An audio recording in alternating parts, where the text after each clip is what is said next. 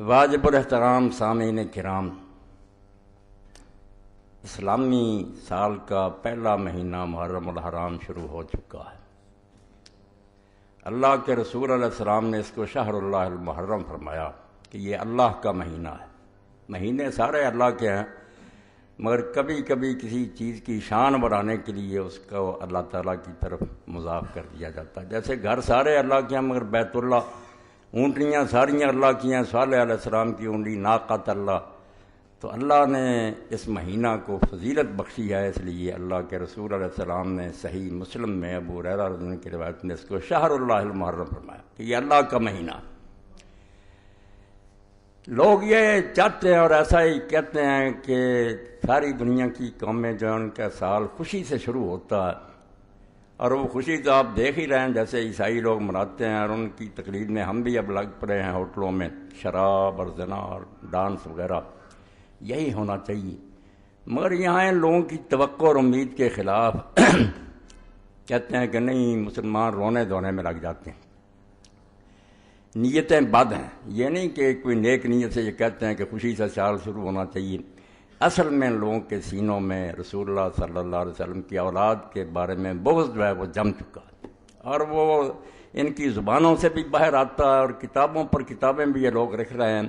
کوئی چھپی بات نہیں رہی کہ ایک طوفان بدتمیزی ہے جو برپا ہے۔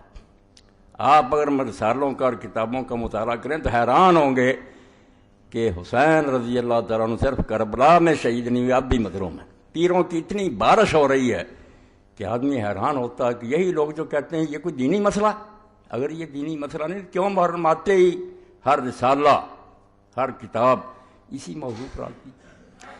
تو حقیقت یہ ہے کہ اس مہینے کا امام حسین رضی اللہ عنہ کی شہادت سے شروع ہونا، اور ذی الحج جو سال کا آخری مہینہ اس کا حضرت اسماعیل علیہ السلام کی قربانی پر ختم ہونا، یہ اپنی جگہ اللہ تعالیٰ کی حکمت کے مطابق بہت ہی مناسب کام ہے۔ جو لوگ دین کو نہیں سمجھتے وہ بے شک ہنستے رہیں، ناچتے رہیں، مگر اللہ نے قربانی پر سال ختم کیا اور قربانی سے آغاز کیا سال کا، تاکہ اہل اسلام کو پتہ لگے ہوشیار کے برہ دمے تیغست قدمرا، کہ اے اللہ کے نیک بندو ہوشیار ہو جاؤ کہ تمہارے قدم جس راستے پر ہیں وہ تلوار ہے، تلوار پر چل رہے ہو۔ جانیں قربان کرنا، اپنی جان اللہ کے دین کے لیے بیچ دینا، یہ دین کا خلاصہ ہے۔ اس لیے ذی الحج بھی قربانی پر ختم ہوا، اور امام حسین رضی اللہ عنہ کا واقعہ بھی سال کے شروع میں پیش آیا، تاکہ لوگوں کو اس بات کا پتہ چلے، نہ بینی کہ ہاں شاہ نکو نام بدستے سر بریدہ مید ہر نام، دیکھتے نہیں ہو کہ اللہ تعالیٰ ان کے ہاتھ پر پیالہ رکھتا ہے، ان کو جان محبت کا پلاتا ہے جن کے سر کٹے ہوتے ہیں۔ یہ سر کٹوں کا دین ہے، اس لیے جو ناچنا چاہتے ہیں، ڈانس کر رہے تھے، وہ عیسائی ہو جائیں، دوسرے مذہبوں میں چلے جائیں، یہاں تو رونا دھونا ہے، ایسا رونا دھونا جو بیکار نہیں ہے کہ صرف رو کر آرام سے بیٹھ جاؤ، نہیں، قربانیوں کو یاد رکھنا۔ اور اسی لیے یہ رسالہ علم و آگئی جو آیا اس مہینہ کا، اس میں بھی مولانا ابوالکلام آزاد رحمۃ اللہ علیہ کا حوالہ دیا۔ بس میں ابتدا میں وہ بات آپ کی خدمت میں عرض کر دینا چاہتا ہوں۔ فرماتے ہیں حضرت حسین علیہ السلام کا واقعہ کوئی شخصی واقعہ نہیں ہے، کوئی نہ سمجھے نہ میرے خطبے سے کیونکہ بات تھی جو میں سنا رہا ہوں، کوئی کسی ایک آدمی کا قصہ نہیں ہے کہ کوئی شخص تھا جو مارا گیا۔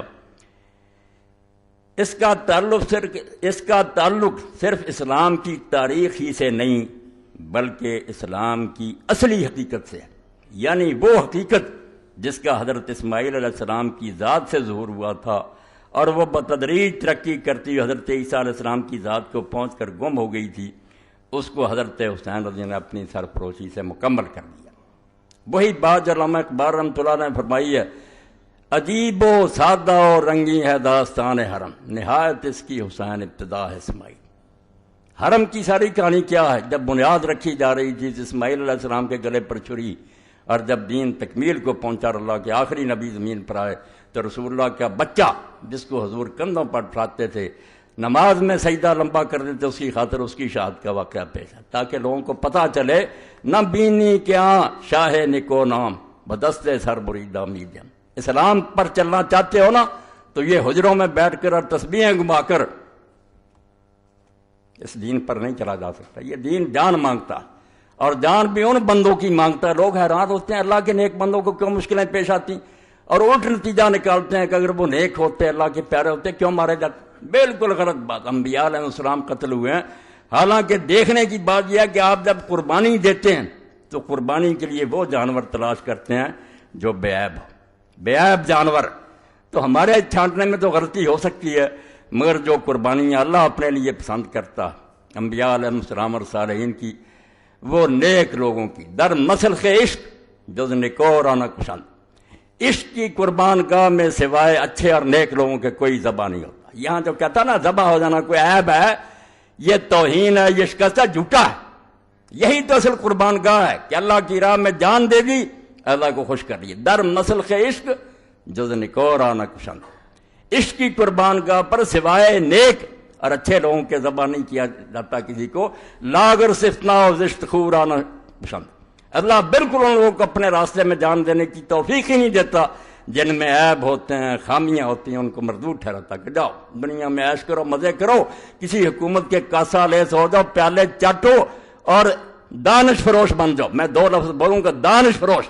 جیسے آج ان کی بہت بڑی تعداد ہے، پڑھے لکھے ہیں، دانشور ہیں، خطیب ہیں اور صحافی ہیں، علم بیچ رہے ہیں، وقت کے حکمرانوں کو خوش کرنے کے لیے دلیلیں کر رہے ہیں. اور اس کے مقابلے میں امام حسین رضی کا قافلہ یہ جان فروشوں کا قافلہ. وہ دانش فروش ہیں، علم بیچ رہے ہیں، یہ جان بیچتے اللہ کی راہ میں کہ جو ہو سو ہو، ہم حق کو مانیں گے، کسی طاقت کے سامنے سر نہیں جھکائیں گے، اس راستے میں جو پیش آئے سو پیش آئے.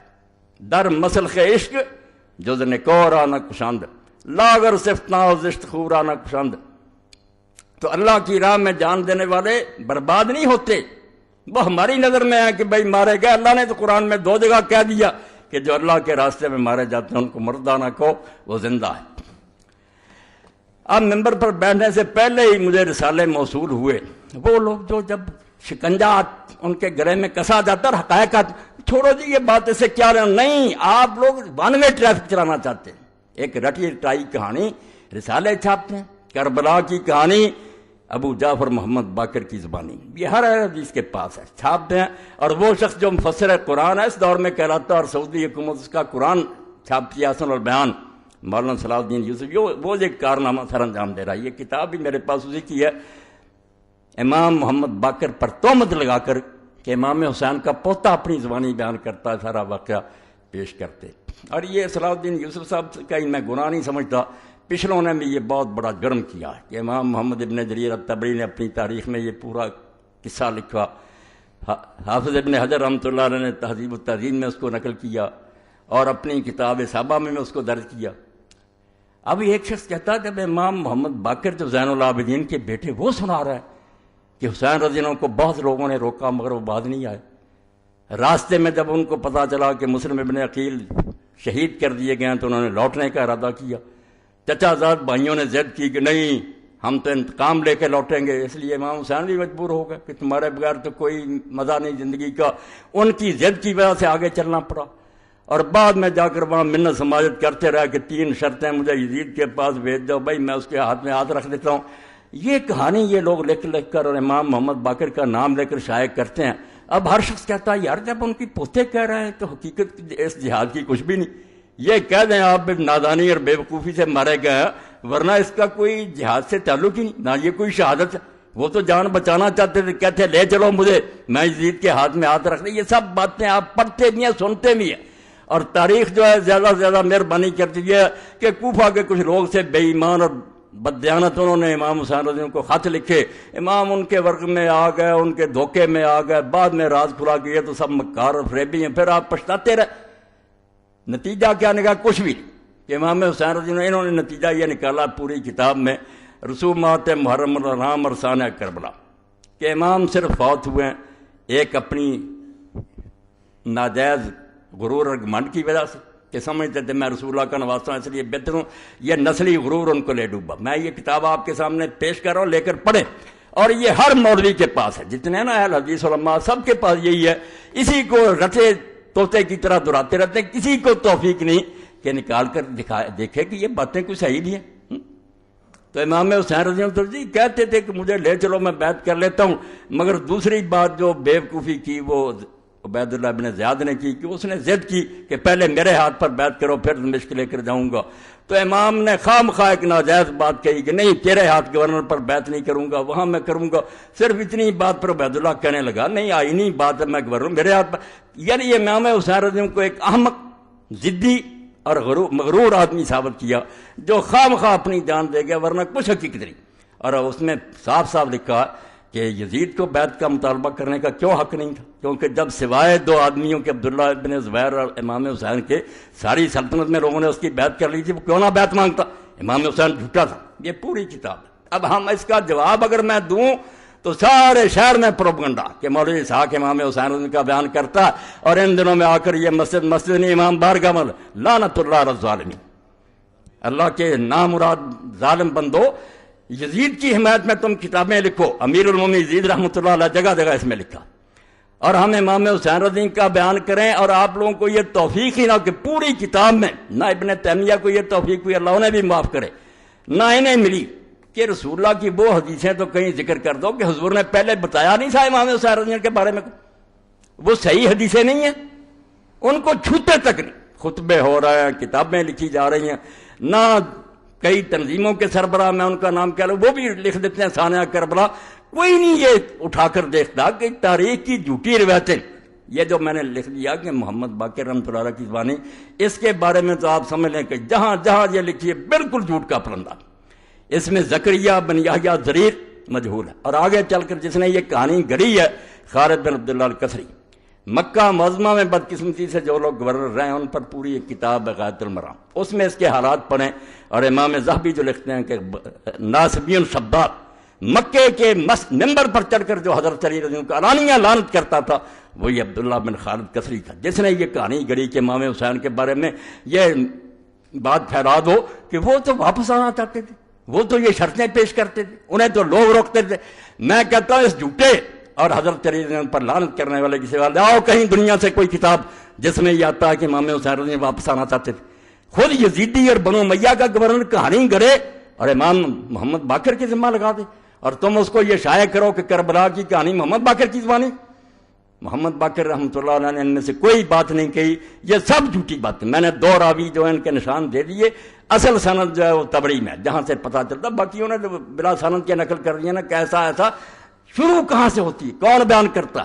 زکریہ بن یحییٰ ضریر مجہول. اور آگے کون ہے؟ خالد بن عبداللہ الکسری, جس کو کہتے ہیں بغیض ناصبی, ایسا دشمن علی کہ مکہ کے ممبر پر حضرت علی رضی اللہ عنہ لعنت کرتا تھا. مگر ایسے لوگ پھر ان کو اللہ تعالیٰ معافی نہیں دیتا. آخر میں خود بنو امیہ نے اسے معذور کیا, اور جس برے طریقے سے اس کو پھر کوڑے لگائے اگر سزائیں ملی وہ تاریخ کا ایک حصہ. وہ پڑھنا چاہیے کہ ظالم کی گرفت کیسے ہوئی. پھر اس کی کہانی لیے پھر تو دشمن اہل بیت کی کہ امام محمد باقر نے یہ کہا. تو اللہ کے لیے توبہ کرو, حدیث کی کتابوں کی طرف رجوع کرو. حسین رضی اللہ تعالیٰ عنہ پاگل تھا اور کسی ظالم نے آج تک نہیں کہا, اور یہ بات جو ہے اس کو بیان نہیں کیا کہ کوفہ بلانے والے تھے کون. امام حسین رضی اللہ بچہ تھا جو لوگوں کے بلانے پر چلا گیا, جو اٹھتا کہ کوفہ والوں نے بلایا اور بعد میں انہوں نے پورا نہیں کیا. ظالموں شرم کرو. وہ بلانے والا وہ جو امیر معاویہ رضی اللہ اس کے پاسنگ بھی نہیں. حضرت سلیمان بن سرد رضی اللہ کو کہتے ہو کہ وہ جھوٹا تھا. 5 آدمی ہیں جنہوں نے پہلا خط لکھا, اور اپنے گھر میں جس نے دعوت دی لوگوں کو بلایا کہ اللہ نے ایک طاغوت سے ہماری جان چھڑائی اور ایک دوسرا ظالم مسلط ہو گیا, آؤ حسین کو کھڑا کرو اور اس کا ساتھ دو, ان ظالموں سے جان چھڑائی. وہ خط پڑھو اس کا صحابی کا, امیر معاویہ رضی اللہ کا پتہ لگے کہ وہ صحابی کیا سمجھتے تھے کہ ایک طاغیت طاغوت مرا اور ایک اور مسلط ہو گیا ہماری گردنوں پر. حضرت سلیمان بن سرد خزائی, اور بعد میں اس نے کیسے نبھایا. اگر اور توفیق نہیں تو البدایہ والنہایہ امام ابن کثیر کی اٹھا کر دیکھ لو, اس کی شہادت کا واقعہ پڑھو کہ کس طرح اس نے ان ظالموں سے بدلہ لینے کے لیے بعد میں پھر لوگوں کو جمع کیا کہ ہم وقتی طور پر ٹھیک ہے دب گئے. عبید اللہ ابن زیاد نے دھوکے سے شہر پر قبضہ کر لیا, کرفیو نافذ کر دیا, ہمارے لیڈر گرفتار کر لیے, ہم مدد نہیں کر سکے امام حسین رضی اللہ کی. مگر یہ الزام ہم پر آ گیا کہ ہم نے بلایا تھا. بالکل صریح جھوٹ. کوفہ والوں نے کوئی دھوکہ نہیں کیا, ان میں سے کوئی جھوٹا نہیں تھا. وہ سارے امام حسین کے رضی اللہ تعالیٰ عنہ کے والد کے فدائی تھے. اور حضرت سلیمان ابن سرد رضی اللہ صحابین جلیل نبیذن فاضلہ, جن کی شہادت کے واقعات لکھا, اور امام نے لکھا کہ شہید ہو گیا اللہ ان پر بے شمار رحمتیں کرے, اس کو ظالموں پر بدنام کرتے کہ جھوٹا تھا اور بلا دیا تھا. بدلہ لینے کے لیے اٹھا, اس تحریک کو توابون کی تحریک کہتے ہیں. 4000 آدمی کربلا میں گئے، امام حسین رضی کی قبر پر عہد کیا کہ یا بدلہ لیں گے ان ظالموں سے یا اپنی جانیں دے دیں گے۔ عبید اللہ زیاد کے ساتھ پھر مر گئے، بیچارے مارے گئے، شہید ہو گئے۔ بعد میں بدلہ جس کی قسمت میں تھا، مختار ابن ابی عبیدہ سکری، اس نے ایک ایک کا صفایا کیا، شمر اور ابن زیاد سارے جتنے اس کے ہاتھ سے مارے گئے، مگر یہ حضرت سلیمان ابن سردار ان کے ساتھی جتنے بلانے والے تھے یہ عین الوردہ کے مقام پر شہید ہوئے، اپنی جانیں انہوں نے دے دی، اپنا وعدہ نبھا دیا۔ تو جھوٹ اتنا پھیلایا گیا کہ جس کا جی چاہتا وہ کہانی چھوٹی سی بیان کر دیتا، بالکل اس طرح ہی جیسے میرے ایک استاد سے کالج میں وہ کہہ رہے تھے کہ اگر بات کو برباد کرنا تو اس کا طریقہ یہ ہے کہ لوگ بیٹھے ہوئے تھے، کھانا کھا رہے تھے، تو ایک آدمی نے کوئی کہانی چھوڑ دی، وہ بیچارہ لمبی بیان کرنے لگا، اتنے میں دوسرے کھا گئے۔ اس نے ایک دن سوچا میں بھی اس کو پھنساؤں گا، اس نے کہا یار یوسف علیہ السلام کا قصہ کیا تھا؟ اب قصہ تو اتنا لمبا قرآن مجید میں اتنا لمبا آیا، مگر اس نے چالاک تھا، اس نے کہا پسرے بود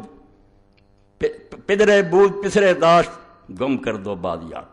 اور بات تو اتنی، ایک باپ تھا، اس کا بیٹا تھا، وہ گم ہو گیا، مل گیا، بس قصہ ختم ہو گیا کہ حسین رضی اللہ کو کوفیوں نے بلایا، دھوکہ کیا، یہ بعد میں منتیں ترلے کرتے رہے، مارے گئے۔ ظالموں، اللہ کی کروڑ لعنت ہے جھوٹوں پر۔ حسین رضی اللہ کی وہ شہادت جس کے بارے میں اللہ کے رسول جب بات ہی اللہ کی طرف سے بتلائی گئی اس وقت روئے، تمہیں یہ حدیثیں نہیں یاد آتی؟ اور اگر اس کے بارے میں شبہات تو سلسلۃ الحدیث صحیحہ دوسری جلد وہ علامہ البانی صاحب رحمۃ اللہ علیہ کی دیکھ لیں، ساری اکٹھی کر دیں۔ میں یہاں صرف الفتح الربانی جو مسند احمد کی طبیب ہے اس میں سے پڑھتا ہوں۔ یہ 23ویں جلد ہے۔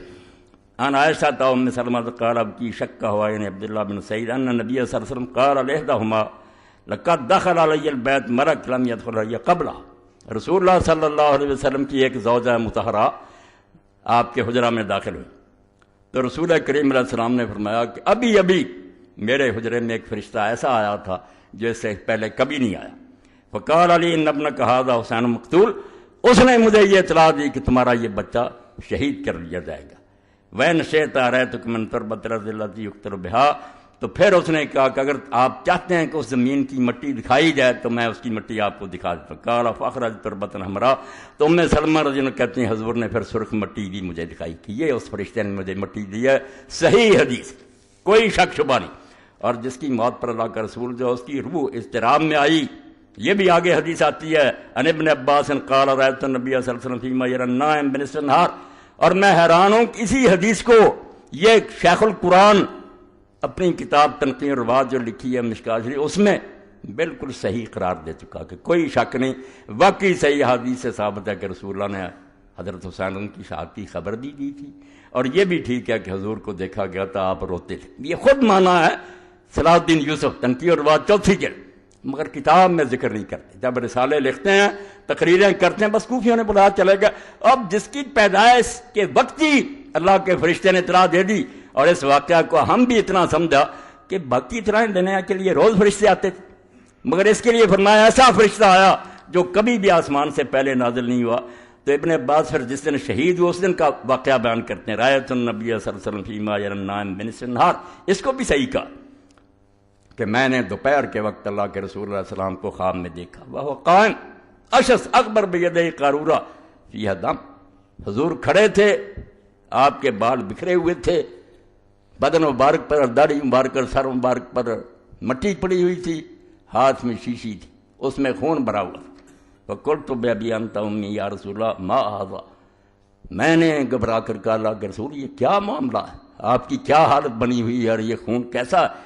قال ھذا دم الحسین واصحابہ، فرمایا یہ حسین اور اس کے ساتھیوں کا خون ہے، لم ازل التقط منذ اليوم، میں صبح سے اس کو اکٹھا کر رہا ہوں۔ فاحسین ذلک الیوم، تو حضرت عبداللہ ابن عباس رضی اللہ عنہ فرماتے ہیں ہم نے وہ دن اور گھڑی یاد کر لی۔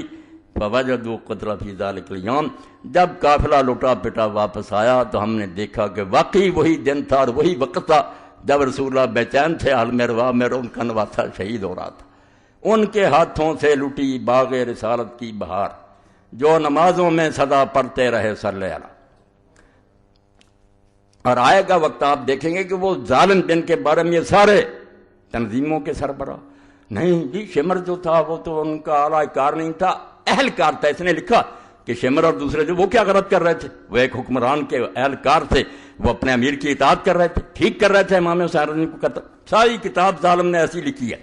اور حال یہ ہے علم کا میں اس لیے خطبہ اردو میں کرا رہا ہوں کہ یہ لاہور پہنچایا جائے، یہ صلاح الدین یوسف صاحب کو دیا جائے کہ آپ کے علم کا حال یہ ہے کہ 19 صفحہ پر آپ نے لکھا ہے یہ تعزیہ کی مذمت کرتے ہو، تعزیہ غلط ہے تو ٹھیک ہے غلط ہے، مگر حدیث دیتے ہیں، حدیث میں آتا ہے اوپر لکھ رہا تعزیہ پرست حضرت حسین رضی اللہ عنہ کی مصنوعی قبر بناتے ہیں اور اس کی زیارت کو ثواب سمجھتے ہیں، حالانکہ حدیث میں آتا ہے، یہ یاد کر لو حدیث میں آتا ہے، میں پڑھوں گا حدیث، اور ادھر کون نہیں جانتا کہ اللہ کے رسول اللہ علیہ وسلم کی متواتر حدیث ہے کہ اگر کسی نے میرا نام لے کر کوئی بات کہی جو میں نے نہیں کی اس کا ٹھکانہ جہنم ہے۔ اب اس کو بھیج دینا، خط بھی لکھو اور یہ کتاب کا حوالہ دے کر بھی لکھو کہ جہاں یہ حدیث ہے دے، حوالہ بھی سن لینا، من زار قبرا بلا مقبور فکانما عبد الصنم، جس نے ایسی خالی قبر کی زیارت کی جس میں کوئی میت نہیں تو گویا اس نے بت کی پوجا کی۔ رسالہ تنبیہ الظالین از مولانا اولاد حسن وارد نواب صدیق حسن خان رحمہ اللہ تعالیٰ۔ اب پوچھے یہ کوئی حدیث کی کتاب ہے؟ نہ صحابی نہ سند نہ کوئی، آپ نے حدیث کہا تعزیہ کی مذمت کے لیے، تعزیہ کا رد آپ کرتے رہتے، مگر یہ تعزیہ کا رد کرنے کے لیے یہ کہ حدیث میں ہے، اور تنبیہ الظالین جو رسالہ لکھا نواب صاحب کے والد نے اولاد اس میں ہے، بھائی نواب صاحب کے والد نے کوئی لکھا؟ کون صحابی بیان کرتا؟ کہاں ہے کس کتاب میں؟ آپ موضوعات کی کتابیں میں چھان جائے جو منقرض حدیثوں پر، ان میں بھی نہیں ہے یہ بات۔ تو ایک شیخ القرآن جس کی تفسیر سعودی حکومت تقسیم کرتی ہے حاجیوں میں، اس کا حال یہ کہ حدیث لکھتا ہے سرے سے اس کا نام و نشان ہی نہیں، بالکل نہیں۔ آپ یہ ضرور پہنچائیں۔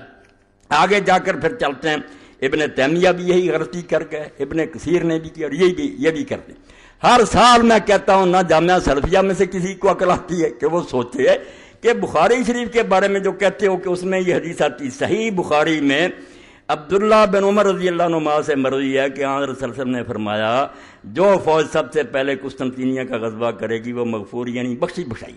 اس حدیث پر تو انشاءاللہ بات ہوگی، مگر عبداللہ بن عمر رضی اللہ عنہ سے دنیا کی کسی کتاب میں کوئی نکال کر دکھا دینا، یہ ان سارے شیخوں کے سامنے یہ رسالے چھپتے ہیں، اوپر لکھا ہوتا ہے ایڈیٹوریل اسلام میں کہ ہم سارے شیخ اس رسالوں کے دیکھتے ہیں، بھئی آپ نے نکال کر دیکھا ابن تیمیہ سے غلطی ہو گئی، واقعہ تو ام حرام رضی اللہ تعالیٰ کا، ایک عورت ہے اس کی راوی صرف حضرت ام حرام بن ملحان رضی اللہ بنت ملحان رضی، اور کسی سے نہیں، دنیا جہان میں جتنی کتابیں نا کسی دوسرے صحابی نے اس کو روایت نہیں کیا، ام حرام بنت ملحان، مگر یہ صاف لکھا ہے صحیح بخاری میں، اور ساتھ حوالہ بھی ہے صحیح البخاری الجہاد وسیر باب ما قیل فی قتال الروم، تو جہاں سے دیا وہاں ہر شخص اٹھا کر دیکھ لے کہ وہاں ابن عمر کا کہیں نام آتا ہے۔ جن لوگوں کی حالت یہ ہے کہ نہ توفیق ہے کہ کتاب جس سے لکھ رہے ہیں اس کا بھی پتہ نہیں، عبداللہ بن عمر رضی اللہ عنہ کا وہاں کوئی ذکر نہیں آتا۔ اس حدیث کے بارے میں بات تو شاید کبھی موقع ملے، مگر میں ضمناً کہہ دوں کہ بے شک یہ بخاری میں ہے، مصنف عبد الرزاق میں، مگر کون بیان کرتا؟ شروع سے لے کر سارے شامی ہیں، کوئی مکے کا مدینے کا عراق کا دنیا کے کسی مسلمان ملک میں کسی کو خبر نہیں ہے کہ حضور نے یہ اطلاع دی تھی، صرف شامی بیان کرتے ہیں، جہاں دارالحکومت تھا معاویہ رضی اللہ عنہ کا، بعد میں یزید اور ان کی ساری اولاد، کلہم شامیون، پہلے سے لے کر آخری راوی تک سب شامی، اور شامی بھی کیسا؟ سور بن یزید الکلائی جو مدینے میں امام مالک صاحب نے کہا کوئی اس کے پاس نہ بیٹھے، نہ اس کی روایت لکھے، بیماری کیا تھی؟ وہ بھی ناسبی تھا، جیسے وہ خالد بن عبداللہ کا بنایا نا مکے کا گورنر جو علی کو گالیاں دیتا، اس کا بھی یہی کام تھا کہ حضرت علی کو کہتا تھا میں اس کو پسند کر سکتا ہوں جس نے میرے دادے کو قتل کیا تھا، میرا دادا جنگے سے، بھائی ایسے دشمنان اہل بیت کی حدیثیں لیے پھرتے ہو، جب اصول یہ ہے سارے جانتے ہیں کہ کوئی آدمی اگر ایسی حدیث روایت کرے کہ اس آدمی کا تعلق کسی خاص گروہ سے ہو اور اس کے علاوہ اس کی کوئی تائید نہ کرے، یہ ساری امت کا مسلمہ اصول اور عقل کی بات ہے، وہ بات نہیں لی جاتی، وہ تو اس گروہ کا آدمی، اس نے تو کہنا کوئی غیر جانب بیان کرے، اسی لیے علماء نے یہ اصول بیان کر دیا کہ اگر کوئی شیعہ ایسی حدیث حضرت علی رضی اللہ عنہ کی شان میں یا اہل بیت کی شان میں بیان کرے جو دوسرے کسی مسلمان نے بیان نہ کی ہو تو بے شک وہ سچا اور دیانتدار، ہم نہیں اس کی بات مانیں گے، شبہ ہے کیونکہ اس کا یہ عقیدہ اور مسئلہ کہ اس کی حمایت میں گڑ لی ہوگی، بات قدرے دل کو لگتی ہے کہ واقعی محتاط رہنا چاہیے، مگر یہاں آ کر سارے اصول ختم۔ سور بن یزید الکلائی کا نکال لیں ترجمہ، اگر یہ حدیث سے دشمنی رکھنے والا نہیں تھا میرے ذمہ لگائیں، اس کی حدیث معتبر ہوتی، جو علم حدیث ہے اس کے مطابق کوئی گروہ جس کا خاص عقیدہ وہ اپنے مسئلے کی حمایت میں، بھائی ناصبی نے تو کہنا ہی تھا کہ معاویہ جنتی اور یزید بخشا ہوا، کوئی اور کہتا ہے کسی کتاب میں دوسرے کوئی روایت ہے، یہ ضمناً بات آ گئی۔ تو خیر صحیح بخاری میں عبداللہ بن عمر، دوسری غلطی کہ عبداللہ بن عمر سے صحیح بخاری میں جہاں ہے نا، بلکہ اور کسی کتاب میں بھی تو نکال دیں، کسی جگہ عبداللہ بن عمر رضی اللہ عنہ کی یہ روایت نہیں ہے. یہ روایت جہاں بھی ہے حضرت ام حرام بنت ملحان رضی اللہ تعالیٰ عنہ سے روایت. تو اس نے بھی خلاصہ یہی نکالا ہے کہ یزید بالکل امیر المومنین تھا، ساری امت نے تسلیم کر لیا تھا. کیسے تسلیم کیا تھا یہ بیان کرنا ہے، جس سے میں نے کہا اور علامہ ابو الکلام آزاد نے کہا یہ کہانی ہی نہیں دین کی حقیقت ہے. اور میں ڈنکے کی چوٹ کہتا ہوں کہ جو لوگ اسلامی خلافت کے مدعی اگر وہ حسین کو نہیں سمجھے ان کی تحریکیں بے برکت ہیں اور کبھی دنیا میں وہ اسلامی خلافت نہیں قائم کر سکتے. اسلامی خلافت برباد کرنے والوں کی حمایت کرتے ہو اور جو اس کو قائم کرنے کے لیے اٹھا اس کو باغی اور مجرم کہتے ہو. پھر کس خلافت کی بات کرتے ہو؟ اپنے دعوے کے خلاف تم غلط باتیں کرتے ہو. ایک طرف خلافت کے مدعی ہو، دوسری طرف جنہوں نے خلافت کو بدل کر ملوکیت میں تبدیل کیا اور ایسے ظالمانہ طریقے سے بیان کیا. میں یہ حقائق اس لیے لکھوانا چاہتا ہوں، میں نے اس بارے میں جو پڑھا دکھ تو یہ ہے کہ میں اس کو لکھوا نہیں سکا. آپ اس پر کتاب نہیں لکھ سکا، ورنہ اس پر ایک مبسوط کتاب ہزاروں صفحوں میں لکھنی چاہیے. یہ کوئی واقعہ، یہ اسلام کا ایک روشنی کا منار ہے. اگر یہ ڈھہ گیا اور حکومتیں چاہتی ہیں کہ اس کو گرا دیا جائے، یہ تو پیغام ویسے ہی دے دیتے نا کہ امام حسین رضی کی قربانی، ورنہ ظالم مسلمان حاکموں کے لیے حسین ایٹم بم ہے. اگر وہ روح امت میں پیدا ہو جائے کہ برے کے سامنے سر نہیں جھکانا چاہیے، طاقت کوئی چیز نہیں ہے، حق کا ساتھ دینا چاہیے. اور اس میں یہ بھی نہیں دیکھنا چاہیے کہ آدمی تھوڑے ہیں ساتھ یا زیادہ نہیں، جتنے ہوں لے کر میدان میں نکلتے. جو سبق ہے جو ان لوگوں کے لیے تو موت ہے، یہ امام حسین رضی کے دن پر کیسا پیغام دے سکتے ہیں؟ رسمی طور پر سیکٹری لکھ دیتے ہیں، بیان کرتے ہیں. حسین رضی اللہ تعالیٰ عنہ کے واقعہ میں یہ کہتا ہوں کہ کچھ لوگ پوچھتے ہیں یزید جو تھا وہ اپنی ماں بہن سے زنا کیا، جھوٹ بات. ایسی باتوں کی ضرورت نہیں، نہ ہمیں یزید کو کچھ برا بڑا کہنے کی ضرورت ہے کہ اس میں یہ برائیاں تھیں. برائی سب سے بڑی یہ ہے جو اللہ کے رسول علیہ السلام نے فرمائی تھی کہ اول من یبدل سنت رجل من بنی امیہ. اصل اعتراض میرا یہ ہے جو اصولی ہے، ہمیں کوئی اس سے بحث نہیں، وہ شراب نہ پیتا نماز نہ. جس طریقہ سے یہ خلافت بنی ہے میں مولانا ابو الکلام آزاد رحمۃ اللہ علیہ کے حوالے دوں گا اس سلسلے میں، کیونکہ وہ نایاب ہے. وہ میرے بچے نے کوشش کی اور بڑی محنت سے اس نے وہ کرمی جو تھے فوٹو اسٹیٹ کرا کے لایا، بڑی محنت کیا. جعفر بچے نے اس بارے میں آزاد نے لکھا کہ بنو امیہ کی حکومت غیر اسلامی اور خالص کفر جلی پر مبنی، کفر جلی کا ننگا کفر، کہ تشدد سے اور زبردستی سے جو حکومت بنوائی جائے اور جب زبردستی جو مسلمانوں کے تخت پر بیٹھ جائے وہ فرشتہ بھی ہو تو شیطان ہے. کوئی حق نہیں. مسلمان امت کا حق ہے کہ اپنے لیے اپنا قائد چنے. ایک شخص زبردستی بیٹھ جاتا ہے اور بعد میں بیعت لیتا ہے، یہ خود اتنا بڑا گناہ اور جرم ہے کہ اس کے ہوتے وہ شراب نہ پیے، زنا نہ کرے، نمازی ہو، دیندار حاجی ہو، انتہا درجے کا بدماش ہے. اس کو کس نے کہا تھا کہ امت کا تخت جو ہے غاصبانہ اس پر آ جائیں گے حوالے کہ صحابہ کی گردنوں پر کیسے تلواریں رکھی گئی، کس طرح بیعت لے گی، جس سے پتہ چلے گا کہ اس سے زیادہ قیامت اس وقت اسلام پر جو آئی تھی نہیں آ سکتی. امیر معاویہ رضی نے اس سلسلے میں جو کردار ادا کیا، جو رشوت سے ہاتھ میں آ گئے، پیسہ دیا، جو تلواروں کے ذریعے ڈرائے جاتے تلواریں ان کے سروں پر لڑائی گی. اس لیے مسجد مدینہ میں جو بے حرمت بخاری شریف میں سنا ہوں، اللہ کے لیے تم ہمدردی کرو امام حسین سے جس کے بارے میں رسول اللہ غمگین پائے گئے اور اس کی موت سے پہلے حدیث پاک میں یہ بھی آتا ہے. وہ سارے علامہ البانی صاحب نے اکٹھے کر دیے کہ حضرت علی رضی اللہ فرماتے ہیں حجرے میں داخل ہوئے، رسول اللہ کے آنسو بہ رہے. فرمایا یا رسول اللہ آپ بچے کو اپنی گود میں کھلا بھی نہ، رو رہے ہیں. فرمایا ابھی خبر دی گئی کہ یہ بچہ شہید کیا جائے. آپ نے کبھی نام نہیں لیا، ان حدیثوں کا حوالہ نہیں دیا. اتنا بغض اور کینہ ہے کہ تاریخی جھوٹ. اس لیے میں آپ سب حضرات سے یہ کہتا ہوں کہ اللہ کے لیے حسین رضی کے واقعہ کو کوئی قصہ نہ سمجھیں. جی جیسے کہا نا ابن مولانا ابو الکلام آزاد نے کہ یہ اسلام کی حقیقت ہے. اسلام سمجھنا چاہتے ہو کہ ہے کیا؟ صرف حسین. رمز قرآن حسینہ موختن زیاد سے شعرا فروختن. اقبال کہتا ہے قرآن کی تفسیر تو ہمیں سمجھ ہی حسین سے آئی.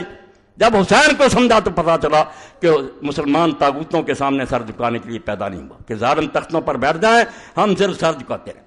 اور اس پر بھی میں پڑھوں گا کہ جب سے یہ نظریہ ایجاد کیا اہل سنت نے اور اہل حدیث نے کہ متسلط اور متغلب جو تخت پر بیٹھ جائے بس نظریہ ضرورت کے تحت اس کو تسلیم کرو.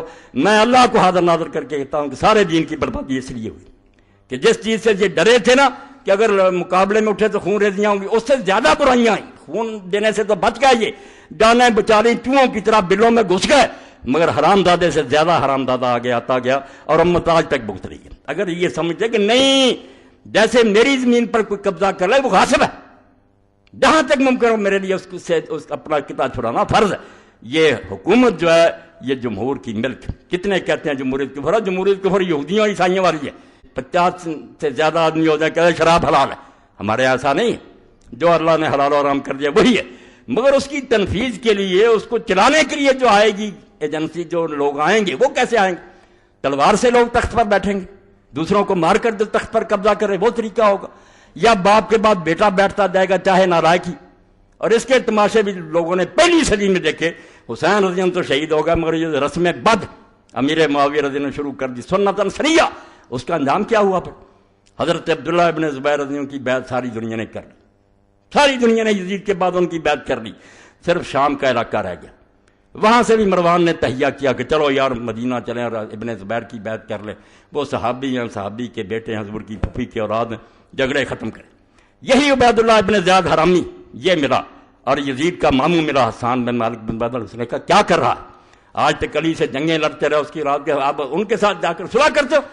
پھیر دیا۔ مروان نے اپنی بیعت لے لی، اور بیعت کے بعد جا کر پھر جنگ لڑی حضرت ضحاک بن قیس صحابی کے ساتھ، وہ ابن زبیر کے حامی تھے، مرج راحت کوئی ایک کربلا، وہاں وہ حضرت قیس بن ضحاک مارے گئے، مروان غالب آ گیا، پھر اس نے مصر بھی چھین لیا۔ آہستہ آہستہ بعد میں ان کا بیٹا جو تھا عبد الملک بن مروان، وہ ظالم، اس نے مکے کا محاصرہ کیا، عبداللہ ابن زبیر شہید کر دیے گیا، درختوں پر ان کی لاش لٹکی رہی۔ یہ صحیح مسلم میں پڑھ لیں آپ، ظالموں نے کیا حشر کیا۔ اور حضرت اسماء بنت ابی بکر کو حجاج نے کہا تیرا بیٹا منافق تھا۔ آج کہتے ہیں کسی صحابی کو برا، حجاج نے سامنے کہا ابو بکر صدیق کی بیٹی کے، رسول اللہ کی سالی اور ابن زبیر کی عبداللہ بن تیرا بچہ منافقین کا سردار تھا۔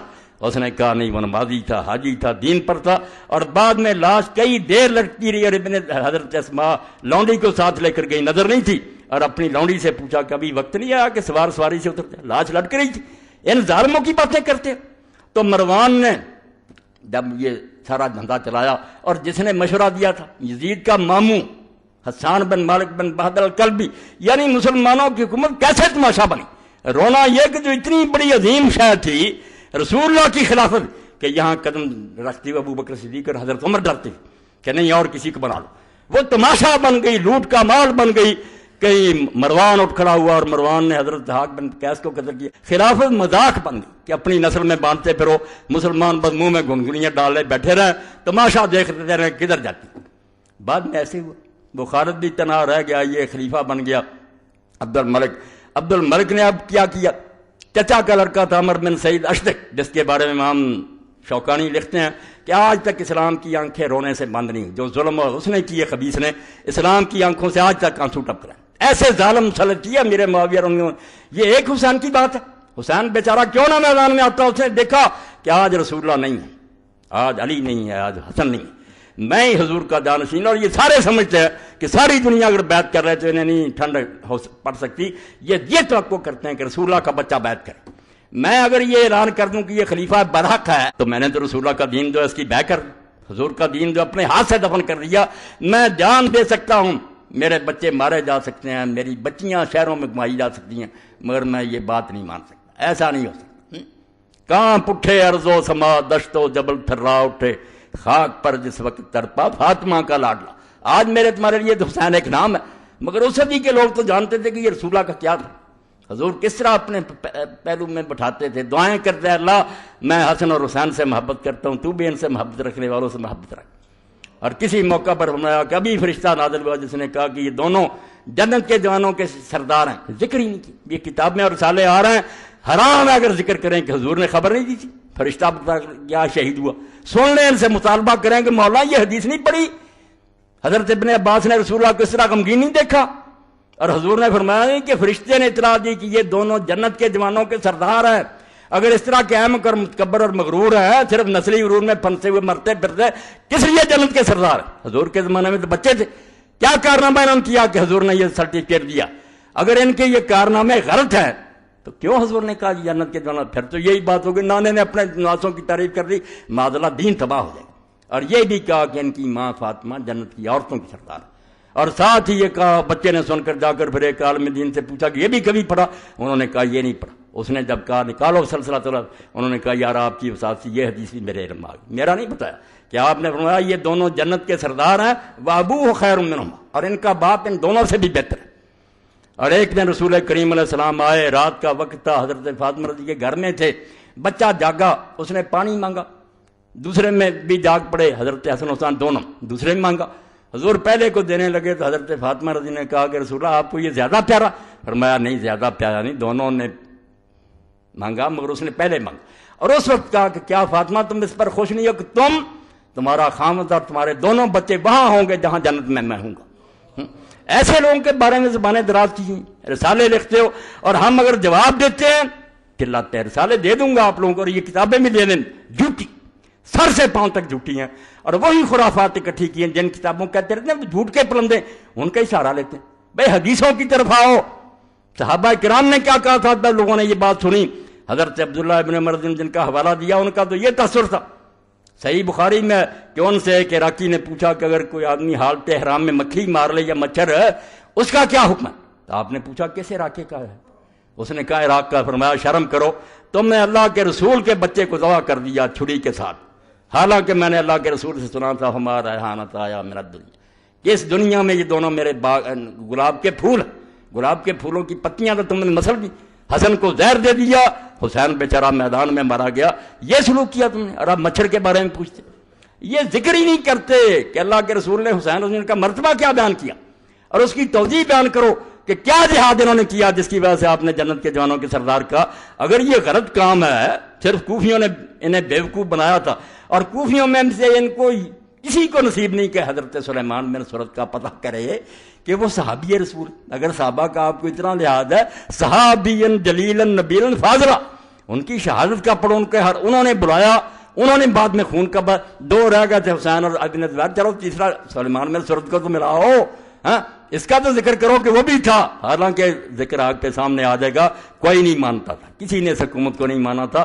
صحابہ کیوں چپ تھے وہ بھی بتا دوں گا، اہل سنت کے علماء بتائیں گے، جب تلوار سر پر کھڑی ہو تو دین اجازت دیتا ہے، کچھ لوگ آسانی کا راستہ اختیار کریں، اس لیے جس کو کہتے ہیں وہ بہت محقق گزرا ابن خلدون، اس نے کیا کرا کہ یزید کے فسق میں تو کوئی شبہ نہیں، فاسق فاجر تھا، اب راستے دو ہو گئے، کوئی صحابہ نے کہا اللہ کی طرف سے مصیبت پڑ گئی ہے، صبر کرنا چاہیے اور اللہ سے دعائیں کرنی چاہیے۔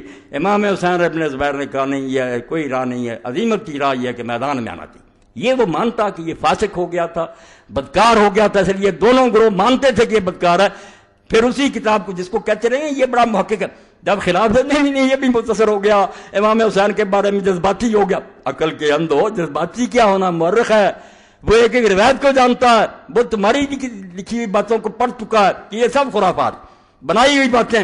امام حسین رضی اللہ کا ارادہ جو تھا سن لو، نہ انہوں نے پلٹنے کا ارادہ کیا، نہ یزید کے پاس جانے کا ارادہ کیا، جو شروع سے اس کے ساتھ تھا عقبہ ابن سمان، کہتا مدینے سے چلا، مکے میں ساتھ تھا، کربلا میں ہی آپ کے اونٹ کو بٹھاتا تھا، کھولتا تھا، آخر تک میں ساتھ رہا ہوں، میں اللہ کو حاضر ناظر کر کے کہتا ہوں کہ حسین نے کبھی یہ نہیں کہا کہ مجھے یزید کے پاس لے جاؤ، یہ سب جھوٹ انہوں نے خود گڑا، یہ آپ گڑا کہ تاکہ لوگوں کو بیوقوف بنایا جائے، اور یہ بھی ان کے گلے میں پڑ گیا۔ آپ حیران ہوں گے ان کو مہنگا پڑا، جو ان کا امام ہے نا اس دور میں محمد الخضری بیک، جس نے یہ ناسبیت پھیلائی اور یہ لکھی چیزیں تاریخ لکھی اس نے، اب اس نے سوچا کہ اگر یہ مان لیں کہ امام حسین رضی اللہ مان گئے تھے کہ مجھے یزید کے پاس لے چلو، تو پھر تو یار لے جانا چاہیے تھا، قصہ مک گیا، خوش ہوتے، ابن زیاد جا کے پیش کرتا کہ میں لایا ہوں، بڑا انعام ملتا، پھر اس نے کیوں نہیں مانا اور کیوں آپ کو قتل کیا؟ اس کو کھٹ گئی بات، اور یہی مولانا عتیق الرحمان اسمبلی، مولانا کہہ مولانا محمد منظور نعمانی صاحب کے بچے، انہوں نے بھی واقعہ کربلا، پریشانی انہیں بھی آئی کہ یار سمجھ میں نہیں آتی کہ جب آپ نے کہہ دیا تھا، ہم بھی کہتے ہیں یہ ٹھیک ہے کہ بات، تو پھر ابن زیاد کیوں نہیں مانا؟ تو پھر یہ اسمبلی نے تو اس طرح جان چھڑائی کہ اللہ کی طرف سے تقدیر ہی ایسی، تقدیر کہنا چاہیے اور کوئی بات نہیں، ورنہ قصہ ختم ہو گیا۔ اور یہ جو تھا خضری، اس نے کہا نہیں تقدیر سے بات نہیں بنے گی، پھر تو عبید اللہ بن زیاد بڑا مجرم ثابت ہو کہ جس نے خام خواہ امام حسین کو قتل کیا جب وہ بیعت کے لیے تیار تھے۔ اس نے صاف لکھ دیا کہ یہ کہانی بالکل، اس نے لکھ دیا ان کے امام نے کہ بالکل جھوٹ ہے کہ امام حسین نے اپنے آپ کے بارے میں کہا تھا کہ مجھے یزید کے پاس، ان کا امام ہی مکر گیا کہ یہ تو مانے تو مقدمہ خراب ہو گیا، پہلے تو کوئی بہانہ آ گیا اس نے باغی سمجھ کر مارا، اب تو پھر وہ باغی بھی نہیں رہ گیا، پھر کیوں مارا؟ خود ہی انکار کر دیا۔ یہ محاضرات الامم الاسلامیہ پڑھ لیں، کہتا بالکل غلط بات ہے بھی غلط، میں نے بتا دی کہ دو جھوٹے ہیں، زکریا بن یحییٰ ضریر اور بعد میں جو خالد بن عبداللہ کسری ناصبی بغیث، بالکل لعنتی اور ملعون آدمی، بڑی موت مرا، اپنے جرموں کی سزا بھگت کر مرا، اور خوش آمدید یہ ایسے تھے درمیان میں، چلو رہ بات سنیں کہ یہی خالد بن عبداللہ الکسری ولید کے زمانے میں حجاج ظالم کی ممبر پر تعریف کرتا تھا، جب ممبر پر بیٹھتا تو ولید نے حکم دیا تھا کہ سارے گورنرز کی تعریف کریں، ظالم کی، جس نے 1,20,000 نیک آدمی کو فرش پر لٹا کر ذبح کیا، जामे तिरमिज़ी सही सनद के साथ, यानी जो जंगों में मारेगा लागन छुरी से 1 लाख उस जालिम को। और सही मुस्लिम में जब इसके बारे में रसूलुल्लाह की हदीस है कि सकीफ में मुबीर पैदा होगा, एक हलाकू आएगा जो खून बहाएगा। और अस्मा बिन्त अबू बकर ने कहा वो हमने देख लिया। हज्जाज तू ये वो जालिम, उसकी तारीफ करते थे खुतबे में, जालिम खुशामदी। वलीद का हुक्म कि ये मेरा गवर्नर जो इसकी तारीफें कर। अब सुलेमान तख्त पर बैठ गया, वो इसका दुश्मन था, हज्जाज का दुश्मन था। इसीलिए उसने हज्जाज के भतीजे को मोहम्मद बिन कासिम को भी बुलाकर वापस मरवाया, मूसा बिन सैर को खत्म किया, जो गवर्नर थे उसके वलीद के सबके दुश्मन हो गया हज्जाज की वजह से, इसका दुश्मन। अब सुलेमान ने बैठते हुए हुक्म जारी किया, अल्लाह अकबर, ये मलूकियत जो लानत के लोगों का दीन ईमान ही कोई नहीं रह जाता, दानिश फरोश अपना इल्म बेचते फिरते हैं। यही खालिद बिन अब्दुल्लाह अल कसरी जालिम जो अली को रजी अल्लाह तआला को लानत करता था, हज्जाज की तारीफ करता था। अब सुलेमान की तरफ से हुक्म आ गया कि जुमे के खुतबे में हज्जाज पर लानत करो। अब देखें ये सहाफ़ी, ये लिखने वाले कालम रोज बदलते हैं, मुर्गे बाद नुमा, जिधर को हवा चल पड़ती उधर हो जाते हैं। यही तो दीन फरोश इनको मैंने कहा, ये जान फरोश नहीं, ये सर फरोश नहीं है। इन्हें हुसैन की कदर क्या, वो सर बेचने वाले थे, ईमान बेचने वाले नहीं थे। अब जब इस खालिद बिन अब्दुल्लाह को हुक्म मिला, जुमा था, इसने कहा यार क्या करूं, पिछले जुमे उसकी तारीफ करता रहा, आज उस पर लानत करूं, मुसीबत में फंस गया, क्या हल करूं। अब हर सोचे, ये गायतुल मराम आपने देखनी है, मेरे पास पड़ी है, उम्मुल कुरान मक्का यूनिवर्सिटी ने शाये की है। हजूर के दौर से लेकर 900 हिजरी तक जितने के गवर्नर हुए ना मक्के के, सब के हालात, बहुत आला किताब। अब वो लिखता है कि खालिद, इससे जरा अंदाजा करना कि दीन कैसे बर्बाद हो गया। अब मुसलमान की तो एक जुबान होती, बस जो कह दिया कह दिया। मगर ये कहने लगा कल तक मैं उसको अच्छा कहता रहा हूं, उसकी तारीफ करता रहा, अब खलीफा की तरफ से मजम्मत का हुक्म हो गया। बैठा और बड़ी बेशर्मी के साथ अल्लाह की हमद सना के बाद उसने कहा, यार इबलीस मलाइका में था, फरिश्तों का सरदार हो गया, फरिश्ते उसकी नेकियों की वजह से समझते रहे बहुत अच्छा है, मगर बाद में अल्लाह ताला को पता था कि अंदर से खराब है। उसने एक आजमाइश की, उस आजमाइश में फेल हो गया तो उस पर लानत होगी। इसी तरह हम हज्जाज की ज़ाहिरी नेकियां देख करके वो अच्छे काम करता था, उसको अच्छा समझते रहे, मगर वो इब्लीस की तरह निकला रहा। हमारे अमीरुल मोमिनीन को अल्लाह ने सुलेमान बिन अब्दुल मलिक को वो बात बता दी जो हमें नहीं मालूम, उसको उसके अंदर का पता चल गया और उसकी तरफ से हुक्म आया, इसलिए लानतुल्लाह अलैह। कमाल हो गई यार, इस्लाम के साथ ठट्ठा मजा। ये एक आधा नमूना है, वरना जो इन्होंने मचड़ी मचाई ना, जो इस्लाम का ठट्ठा किया कि अब्दुल मलिक जो था उसका चचा का लड़का अमर इब्न सईद अश्तक जालिम, अब वो भी हुकूमत के लिए उठ खड़ा हुआ कि मैं भी इसी खानदान, चाचे ताए की औलाद जैसे जायदाद मानते हैं मुझे खिलाफ। ना कोई सहाबी, ना वली, ना कोई इमाम, वो बेचारे सारे मगलूब, तमाशा देखते हैं, तख्त रोज बदलता रहता। बल्कि उसने चढ़ाई कर दी। अब अब्दुल मलिक ने देखा कि मुसीबत में फंस गया, इसने उसको कहा कि तू मेरे चचा का लड़का, यार महल में आ जा, मैं खुदा जामन देता हूं, कोई तुझे कुछ नहीं, अमान दे दी। आ गया और जब वो महल में दाखिल हुआ तो पहरेदार बैठाए हुए थे धोखे से, उन्होंने अमर बिन सईद अश्तक को गिरफ्तार कर लिया और बाद में बुरी तरह कत्ल हुआ। वो जालिम भी अपने अंजाम को पहुंचा। मगर इससे खलीफा का अंदाजा करें कि अब्दुल मलिक वादा करता कि मैं अल्लाह की पनाह देता हूं और फिर जाता। और इसीलिए एक बद्दू आया फिर, ये क़यामत इस्लाम पर जो हुसैन रज़ियों के सामने आ रही थी। आप तो नमाज रोजे को रोकते हैं कि नमाज रोजे को यजीद ने क्या किया था, सल्तनत इस्लामिया जबर में बदल गई थी, जिसको हुजूर ने कहा सबसे पहले मेरी सुन्नत को बनो उमैया का एक आदमी बदलेगा। अब वो ढूंढो कौन है, अगर अमीर मुआविया नहीं है तो बताओ कौन है जिसने सुन्नत बदली।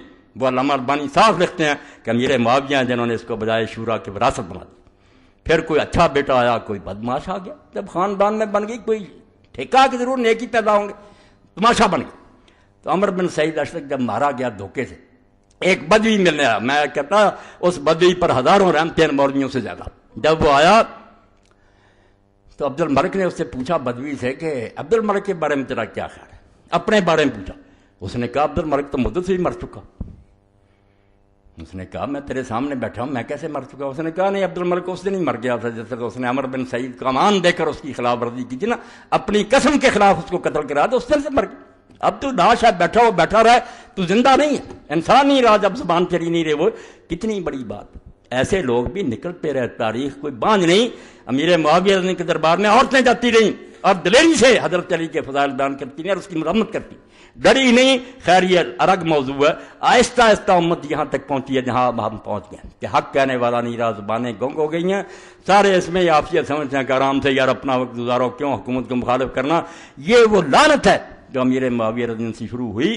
یزید نے اس کو مضبوط کیا اور باب الثنایا سلطان. بس اس کا حوالہ دے کر ختم کروں گا. بات لمبی. صحیح بخاری میں نکال لینا شرح کہ لوگ جاتے تھے صحابہ کی اولاد اور تابعین، چھوٹے موٹے نہیں، یزید کے سامنے جاتے تھے اور بعد میں آ کر ابن عمر سے انہوں نے کہا ہم جانتے ہیں کہ وہ غلط باتیں کرتا، ظلم کے فیصلے کرتا، مگر ہم اس کی تعریفیں کرتے ہیں اس کے منہ پر. تو ابن عمر رضی اللہ عنہ نے فرمایا یہی وہ منافقت ہے جس کو حضور نے اپنے دور میں کہا. دو زبانیں منافقت، مگر منافقت پیدا کر دی، تلوار کے زور سے پیدا کر دی. علماء بیچارے کیا کرتے؟ اب ہمیں بلایا جاتا، کوئی افسر بیٹھا ہوتا، ہم مولوی اور علماء بھی بس دوسری زبان استعمال کرتے ہیں، جان چھڑاتے. یہ منافقت اور امت کو بغیرت بنانا اس کا آغاز یزید کے دور سے ہوا اور صحیح حدیثوں میں اس کے تذکرے ہیں. اس لیے جن میں غیرت تھی وہ اٹھ کھڑے ہوئے کہ بجائے زندہ رہنے کے مرنا بہتر ہے. اور میری بات کا انجام اس پر ہے کہ حسین رضی اللہ عنہ کا جو علم لہراتا تھا، جو جھنڈا آپ کے پاس تھا، جو اس پر لکھا ہوا تھا میرے بھائی اور براؤ بہنوں، وہی بس امام کا مشن اور وہی دین کا نچوڑ ہے. وَإِنْ كَانَتِ الْأَبْدَانُ لِلْمَوْتِ أُنْشِئَتْ فَقَتْلُ امْرٍ فِي اللَّهِ أَوْلَىٰ وَأَفْضَلُ. جب یہ جسم بنے ہی اس لیے ہیں کہ ایک دن انہوں نے مرنا ہے، تو کیوں نہ پھر آدمی اللہ کی راہ میں مرے، یہ اس کا مرنا افضل اور بہتر ہوگا. وَإِنْ كَانَتِ الْأَبْدَانُ لِلْمَوْتِ أُنْشِئَتْ.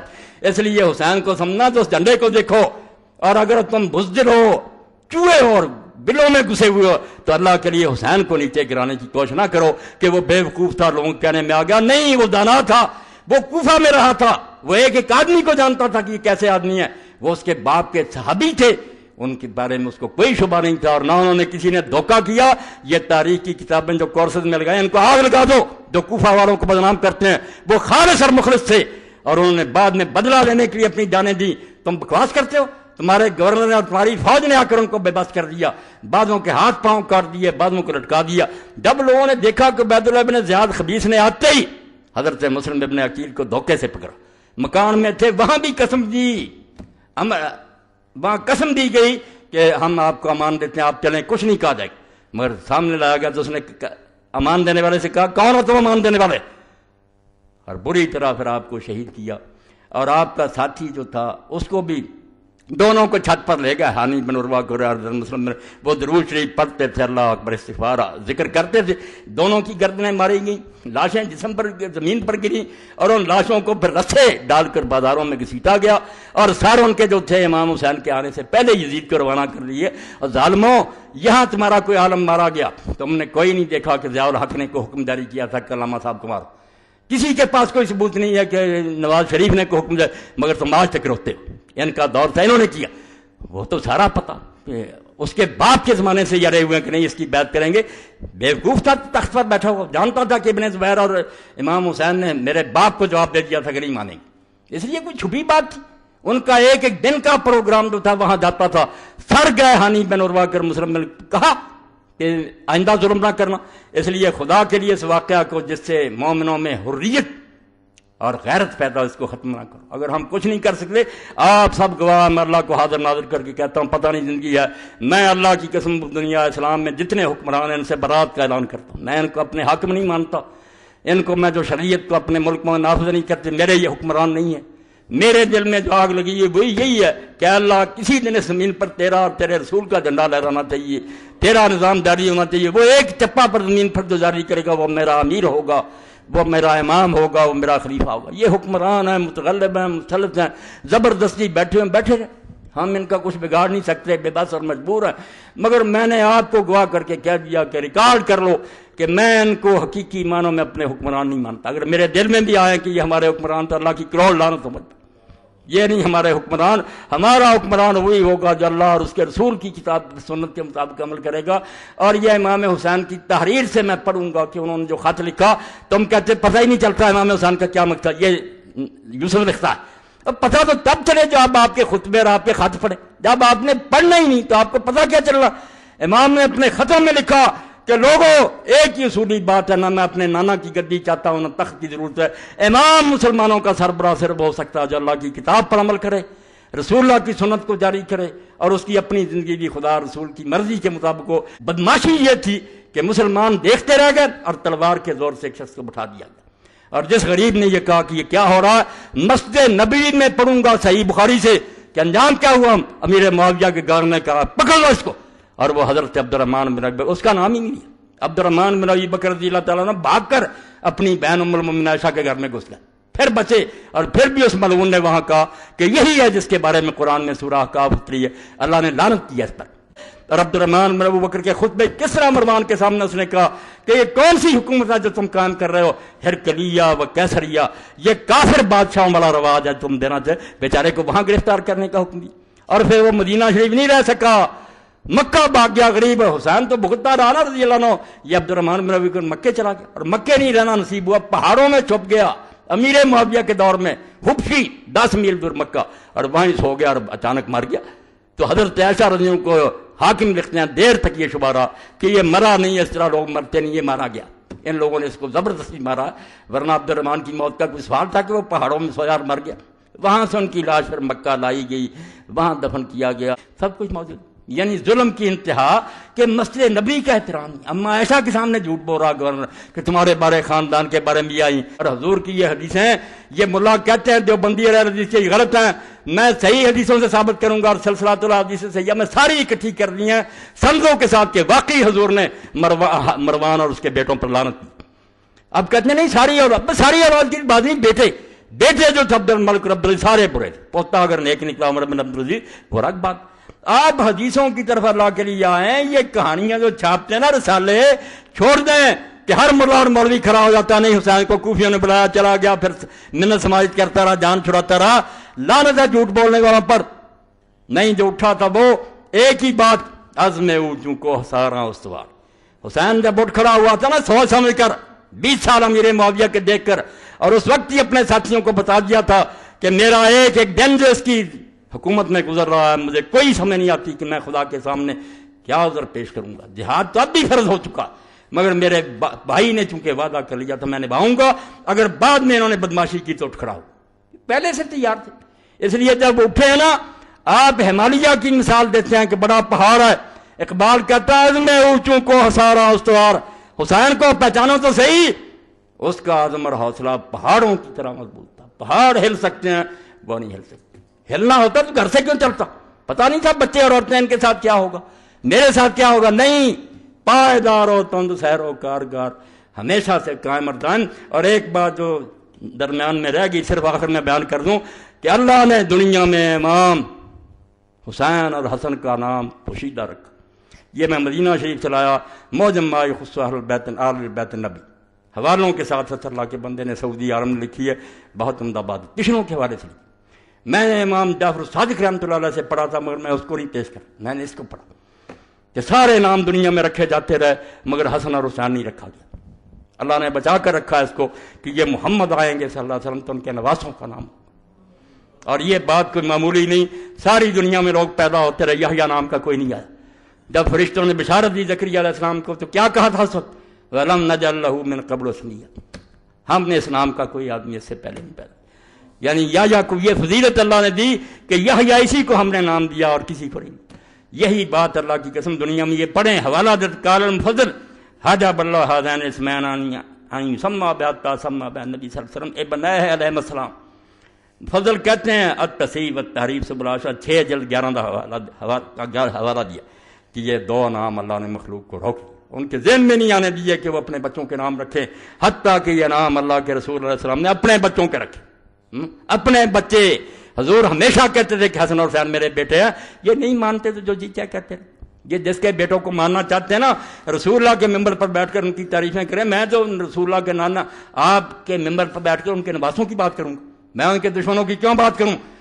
ان کے دشمنوں کا ممبر کوئی ہے تو وہاں چلے جائیں، رسول اللہ کے ممبر پر بیٹھ کر حسین کی توہین نہ کریں. حتیٰ کہ انہوں نے اپنے بچوں کا نام حسن اور حسین رکھا، علیہ السلام لکھا. اب یہ سارے چیز اٹھنے ہو، حسین علیہ السلام کہتے ہیں بھائی بخاری شریف سے نکال دو، وہاں فاطمہ علیہ السلام لکھا متن میں، حسن علیہ السلام سے آئے میرے پاس.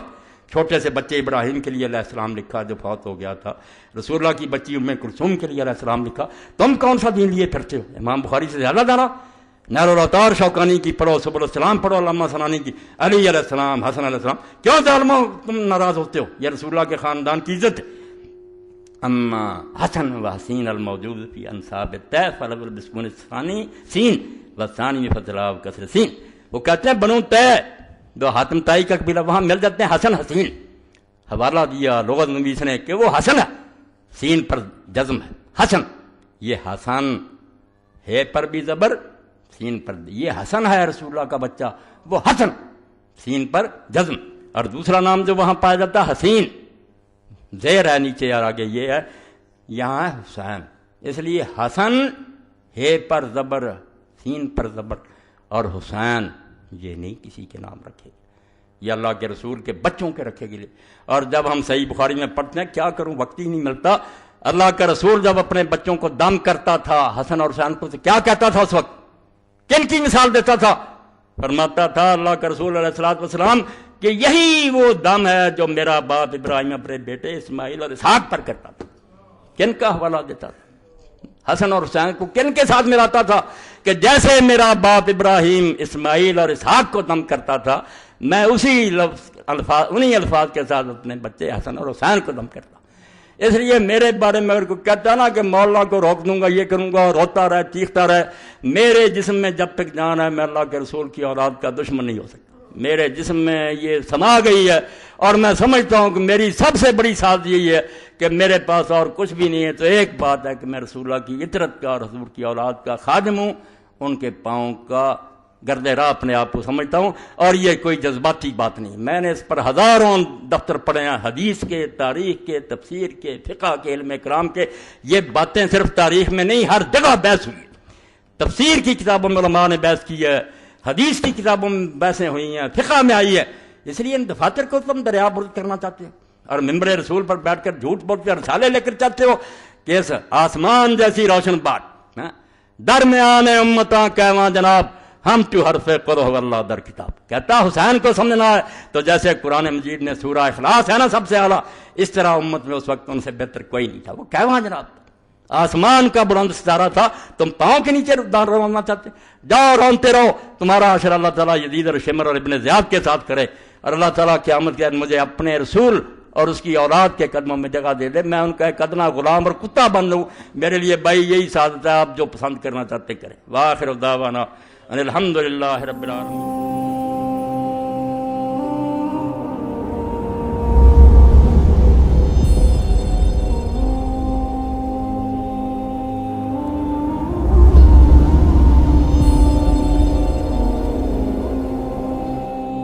غدیر خم پر آپ نے فرمایا اذکرکم اللہ فی اہل بیتی، خیال کرنا میں تمہیں اللہ سے ڈرا رہا ہوں اپنے اہل بیت کے بارے میں. خیال کرنا میں تمہیں ڈرا رہا ہوں اللہ سے اپنے اہل بیت کے بارے میں. خیال کرنا میں تمہیں ڈرا رہا ہوں اللہ سے اپنے اہل بیت کے بارے میں. اتنے سارے فضائل اور اتنے سارے مناقب آپ نے، وہ اس کے حقدار تھے اس لیے بھی بیان کیے، اور آگے جو ان پر ظلم ہونے والا تھا وہ بھی دیکھ رہے تھے. صحابہ میں سب سے مظلوم ہستی اور سب سے مظلوم گھرانہ میرے نبی کا گھرانہ ہے، اور سب سے مظلوم ہستی حضرت علی علیہ السلام رضی اللہ تعالیٰ عنہ ہے. تو بھائیو اب محرم شروع ہے، ہر طرف مجالس ہوں گی، خطبات ہوں گے، تقریریں ہوں گی. میں بھی تھوڑا سا بتا دوں گا، لیکن محرم کا پیغام کیا ہے وہ بتانا زیادہ ضروری ہے. اللہ پر جان دے دینا، یہ ہے زندگی کا مقصد. ہر ایک کے لیے کربلا قائم نہیں ہوگی، نہ کوئی حسین جیسا آئندہ آئے گا اور نہ ایسی کربلا قائم ہوگی. ہمارے لیے کیا ہے محرم، ہمیں کیا یاد دلاتا ہے کہ میرے نبی کے نواسے نے اپنی پوری اولاد ذبح کروا دی، ظلم کا ساتھ نہیں دیا. تو میرے بھائیو اللہ کے واسطے نہ ظالم بنو، نہ ظالم کا ساتھ دو. نہ ظالم بنو، نہ ظالم کا ساتھ دو. رشوت، چوری، ڈاکے، جوئے، بدکاری کے اڈے، لوٹ مار، ملک کے ساتھ غداری، چند پیسوں کے پیچھے فائلوں کو اوپر نیچے کر دینا، یہ سب ظالم ہے۔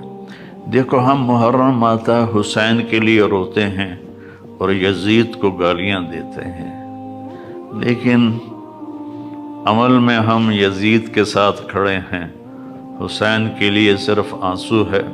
صف بندی ہماری یزید کے ساتھ ہے، شمر کے ساتھ ہے، عمر بن سعد کے ساتھ ہے۔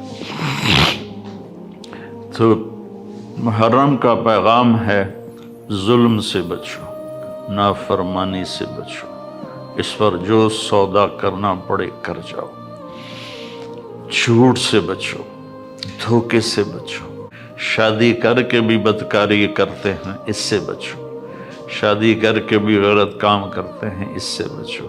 میری تمہید لمبی ہو گئی۔ جب خلافت راشدہ حضرت حسن علیہ السلام پر ختم ہو گئی تو بادشاہت نے آنا تھا، حضرت معاویہ رضی اللہ تعالیٰ عنہ وہ تربیت پا چکے تھے، اور پھر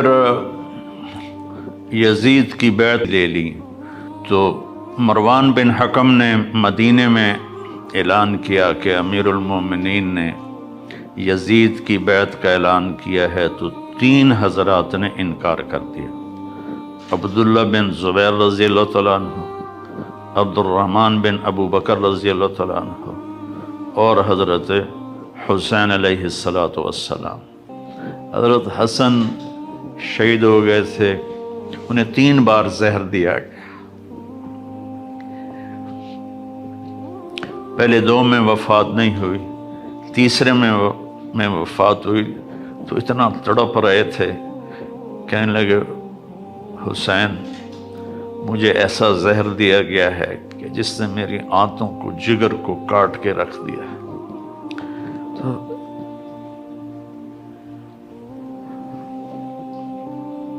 تو انہوں نے فرمایا کس نے دیا ہے؟ کہ کیوں قتل کرنا چاہتے ہو؟ کہنے لگے ہاں۔ یہ اولاد کس باپ کے تھے؟ عبد الرحمن بن ملجم نے حضرت علی علیہ السلام کو مارا، تلوار کا وار سر پہ۔ حضرت فاطمہ رضی اللہ تعالیٰ عنہ روتی ہوئی آئیں، تو فاطمہ نہیں، آپ کی بیٹی زینب روتی ہوئی آئیں تو کہنے لگے جتنا رونا رو لے، 1 مہینہ تلوار کو زہر میں بجھایا ہے۔ تو یزید فاسق و فاجر تھا، آپ نے اس کے خلاف خروج کیا اور کوفہ سے بے شمار خطوط آئے کہ آپ تشریف لائیں، ہم آپ کے ساتھ ہیں۔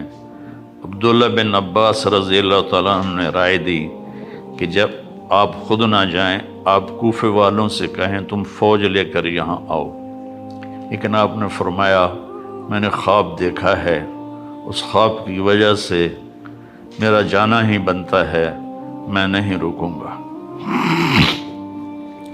تو آپ تشریف لے گئے، تو اس وقت جب یزید کو پتہ چلا کہ آپ نکل چکے ہیں تو اس نے کوفہ کا گورنر تبدیل کر کے اب عبید اللہ بن زیاد کو گورنر بنا دیا۔ وہ ایک پتھر دل انسان تھا۔ تو جب آپ کربلا کے قریب پہنچے تو اس نے 1000 کا دستہ حر بن یزید کی قیادت میں بھیجا کہ حسین کو روکو، اور ساتھ یہ بھی کہا کہ اس کا پانی بھی روکو۔ اللہ اکبر، اللہ اکبر۔ صفین کی جنگ میں شامی لشکر نے دریا کے کنارے پر قبضہ کر لیا اور حضرت علی کی فوج کا پانی بند کر دیا۔ تو آپ کی فوج نے حملہ کر کے کنارہ چھڑوا لیا اور فرمایا دونوں کے لیے پانی کھول دو۔ یہ ہے نبوت کے خاندان اور دوسرے خاندان کا فرق۔ آپ نے کہا پانی کھول دو، تو انہوں نے پانی بند کر دیا۔ اگلے دن عبید اللہ بن زیاد نے عمر بن سعد کو 3000 کا لشکر دے کر روانہ کیا۔ اس نے انکار کیا تو اس نے لالچ دیا کہ میں تمہیں خراسان کا گورنر بنا دوں گا، تم کرو یہ کام۔ تو وہ لالچ میں وہ پہنچ گیا، اور یہ 4000 کا لشکر اور آگے 72 جس میں 32 گھوڑ سوار تھے اور 40 پیدل تھے، جنہوں نے اپنے سروں کو ہتھیلیوں پہ رکھا ہوا تھا، مرنے کے لیے تیار تھے۔ ایک حسین بن نمیر ہے کوفے کے لشکر میں، ایک حسین ہیں سوات کے ساتھ حضرت حسین علیہ السلام کے لشکر میں۔ انہوں نے خوشبو لگائی، کہا کہ دیکھو نہ جوانی میں میرے دامن پہ کوئی داغ ہے، اور اب تو میں بڑھاپے میں ہوں، نہ اب میرے دامن پر کوئی داغ ہے، اللہ کی قسم آگے بڑھو۔ جمعرات کا دن تھا تو لشکر نکلا لڑائی کے لیے، تو آپ نے عمر بن سعد کو پیغام بھیجا کہ آج رات کی مہلت دے دو، ہم سوچ لیں۔ تو شمر نے کہا مہلت نہیں دینی۔ تو ایک دوسرے سردار نے کہا مہلت ہی مانگ رہا ہے، دے دو۔ تیلم کا باشندہ کافر کوئی مہلت مانگے گا تو دے دو گے، اور حسین کو نہیں دو گے؟ تو اس نے کہا ٹھیک ہے، آپ لوگ سوچ لیں۔ وہ سوچنا نہیں تھا، جمعہ کی رات تھی، تو آپ نے سارے لشکر کو، اپنے ساتھیوں کو جمع کیا کہ آج جمعہ کی رات ہے۔ پہلی بات تو یہ ہے، آپ میں سے کوئی جانا چاہتا ہے تو میری وجہ سے جان نہ دے، چلا جائے۔ انہیں میرا سر چاہیے، میں کٹا دوں گا، تم لوگ چلے جاؤ۔ تو انہوں نے سب نے کہا پہلے ہمارے سر کٹیں گے پھر آپ کا سر کٹے گا۔ تو ساری رات یہ لشکر اللہ کی بارگاہ میں آہوزاری کرتا رہا، آنسو بہاتا رہا، روتا رہا۔ اور جنگ سے پہلے آپ خیمے میں پاس بیٹھے، آپ کو اونگ آ گئی۔ اونگ آئی تو آپ کی آنکھ کھلی تو مسکرانے لگے۔ تو بہن زینب نے پوچھا بھائی یہ مسکرانے کا وقت کون سا ہے؟ کہا زینب ابھی اللہ کے نبی خواب میں آئے ہیں اور فرمایا ہے بیٹا میں آپ کو لینے کے لیے آ چکا۔ مرنا ہو تو کوئی ایسا مرے، میں آپ کو لینے کے لیے آ چکا۔ پھر آپ نے اپنے لشکر کو ترتیب دی، رائٹ پر زہیر بن کین کو قیادت دی، لیفٹ پر حبیب بن مظاہر کو قیادت دی، اور درمیان میں جھنڈا اپنے بھائی عباس کو دیا۔ آپ کے ساتھ آپ کے 5 بھائی بھی شہید ہوئے۔ عمر بن سعد نے رائٹ کی قیادت شمر کو دی اور لیفٹ کی قیادت عمر بن حجاج الزبیدی کو دی، اور پہلا تیر اس کمبخت نے چلایا عمر بن سعد نے کہ تم گواہ رہو کہ پہلا تیر میں نے چلایا ہے۔ تو سب سے پہلے جو شہید ہوئے حسینی لشکر کے وہ مسلم بن اوسج تھے، جو سب سے پہلے شہید ہوئے۔ تو زہیر بن کین نے کہا آؤ کوئی میرے مقابلے میں، تو جو بھی آتا اس کا سر اڑا دیتے تھے۔ تو پھر عمر نے کہا، شمر نے کہا اس کو پتھر مارو ورنہ یہ سب کو مار دے گا۔ ان کو پتھر مارے گئے، زخمی ہوتے ہوتے ایک نوجوان نے 200 آدمی قتل کیے اور ان کے ہاتھ کٹ گئے، تو اس کو پکڑ کے لایا گیا عمر بن سعد کے پاس۔ وہ کہنے لگا میرے ہاتھ کٹ گئے ورنہ میں تمہارا لشکر کاٹ کے رکھ دیتا۔ تو عمر بن سعد نے کہا اس کا سر اڑا دو، تو شمر نے ان کا سر اڑا دیا۔ جب لشکر قابو میں نہیں آ رہا تھا تو پھر اس نے 500 بھیجے تیر انداز، جنہوں نے تیر چلا کے سارے گھوڑوں کو مار دیا، تو سارا لشکر پیادہ ہو گیا۔ تو ظہر کی نماز کا وقت آ گیا، جمعہ کا دن تھا، تو آپ نے پیغام بھیجا کہ ہمیں نماز پڑھنے دو، پھر جو کرنا ہے کر لو۔ تو انہوں نے کہا ہم تمہیں نماز پڑھنے نہیں دیں گے۔ تو آپ نے اذان کو حکم دیا، انہوں نے اذان دی، پھر آپ نے صلاۃ خوف پڑھی کہ کچھ لشکر کو لڑنے پہ لگا دیا اور کچھ کو نماز پڑھائی۔ پھر نماز والے لڑنے پہ چلے گئے اور لڑنے والوں نے آ کر نماز مکمل کی۔ آہستہ آہستہ سارے جان نثار شہید ہو گئے اور اہل بیت باقی رہ گئے۔ اہل بیت 18 تھے، اور آپ نے جا کر ان کی لاش کو اٹھایا اور ایک طرف رکھ دیا۔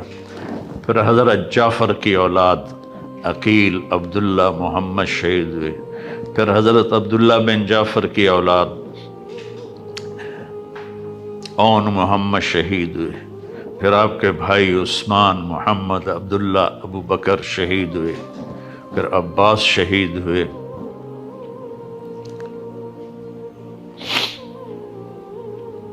یہاں تک کہ آپ تنہا رہ گئے۔ ایک بچہ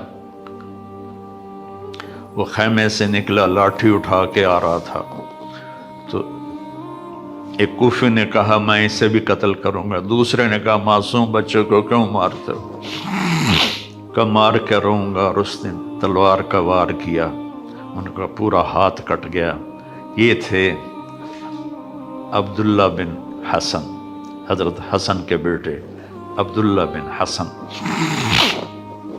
تو انہوں نے وہ گرے اور تیرا چچا بڑا بے بس ہے، یہ قوم کیا جواب دے گی اللہ اس کے رسول کو جنہوں نے ان کی اولاد کو ذبح کیا؟ پھر آپ نے ان کو اٹھایا،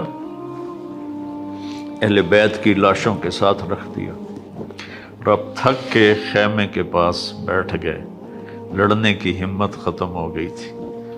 تو آپ کا بچہ عبداللہ بن حسین 2 سال کا، انہوں نے بلوایا یا وہ آیا، تو آپ نے اس کو گود میں بٹھایا، پیار کر رہے تھے، تو ابن الموقد نے تیر مارا جو سیدھا گلے کے پار ہو گیا، یہاں لگا۔ وہ بچہ آہ بھی نہ کر سکا، تو آپ نے اس کا خون اپنے ہاتھوں میں لیا ایسے، اور یوں آسمان کی طرف اچھال لیا۔ اچھا میرے مولا، عاشق میں عشق کماویں، دل رکھیں وانگ پہاڑاں ہو، سہ سہ بدیاں ہزار علامیں، کر جانے باغ بہاراں ہو، منصور جائے چک سولی دیتے، جڑے واقف کل اسراراں ہو، سجدیوں سر چائیں نہ باہو، تھوڑے کافر کہن ہزاراں ہو، عاشق سوئی حقیقی جیڑا، قتل معشوق دے مننے، سر نو جوڑے تے مکھ نہ موڑے، پمیں 100 تلواراں کھنے، سچا عشق حسین تے علی دباہو، سر دیتے تے راز نہ بننے۔ آپ نے اس نبی کے نواسے کو دیکھو، اس علیہ السلام کو دیکھو، اس امام ہمام کو دیکھو، جس کے سامنے نسل ذبح ہو رہی ہے، چہرے پر ایسا سکون ہے جیسے سمندر کا سکون ہوتا ہے۔ جب وہ بھی شہید ہوئے تو پھر آپ اٹھے، آپ کو پیاس بڑی شدید لگی، کم بختوں نے 3 دن سے پانی روکا ہوا، گرمی کے روزے میں عصر کے وقت کیا برا حال ہوتا ہے پیاس کی وجہ سے۔ جن کا 3 دن سے پانی بند ہوگا ان کا کیا ہوا ہوگا۔ تو آپ لشکر کو کاٹتے ہوئے دریائے فرات میں اترے، پانی پینے لگے تو حسین بن نمیر نے تیر مارا جو یہاں لگا آ کر، اور آپ کی گردن خون آلود ہو گئی۔ تو آپ نے کہا اچھا اللہ سے پیاسا ہی ملوں گا، اور واپس ہٹے تو چاروں طرف سے لوگوں نے گھیر لیا، اب بیٹھے ہوئے تھے۔ تو شمر نے کہا آگے کیوں نہیں بڑھتے ہو، قتل کرو اس کو۔ جب وہ آگے بڑھے تو آپ کھڑے ہوئے اور آپ نے دائیں بائیں اپنی پوری بجھتی شمع، بجھنے سے پہلے بھڑکتی ہے، میرے نبی کے نواسے کی آخری بھڑک تھی، اپنے دائیں بائیں وار کر کے لوگوں کو کاٹ کے رکھ دیا، لیکن خود لڑکھڑا رہے تھے اس طرح۔ تو زرع بن شریک تمیمی نے آپ کے کندھے پر تلوار کا وار کیا، جس سے آپ کا بازو لٹک گیا۔ سنان بن ابی انس نے سیدھا آپ کو نیزہ مارا جو یہاں لگا، اور آپ ایسے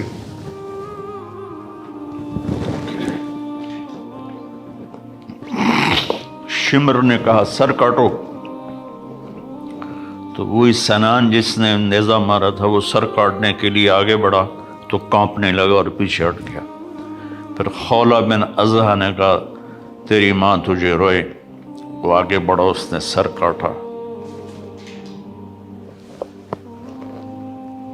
نیزے پہ چڑھا دی۔ 72 شہزادوں کے سر نیزوں پہ چڑھ گئے۔ پھر خاندان نبوت کی خواتین کو، بچیوں کو کوفہ کی طرف لے چلے۔ جب حضرت زینب لاشوں سے گزری